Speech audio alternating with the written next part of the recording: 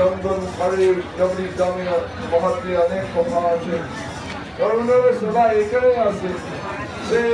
নিজের বিভাগের জ্ঞান ফেলে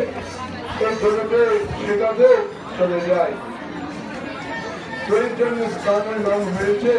বিদ্যানগর এবং সর্বভৌম ভট্টাচার্য মানে দেবগুরু বৃহস্পতি এখানে জন্মগ্রহণ করেছেন নবনীতভাবে এবং ভগবানের লীলা পুষ্টি করার জন্য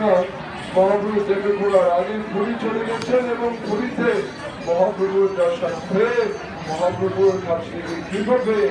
তিনি মহাপ্রভুর পরম ভক্ত হয়ে গেলেন এবং সে সর্বভৌম দলীয় মতে সেখানে পুরোভাবে সেই কথা রচিত হবে So this place is called Vidyanagar, and it is said that at the time of the destruction of the universe, all the knowledge that is contained in the scriptures that is distributed throughout human society is protected by the Lord in his avatar as Matsya and kept here. As the Dhamma is never destroyed, so this knowledge is protected within the Dhamma.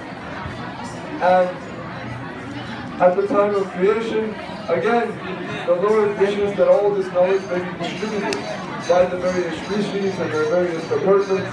to the various sections of human society. So Bhaktivinoda Thakur describes that the experts of the 6 types of darshan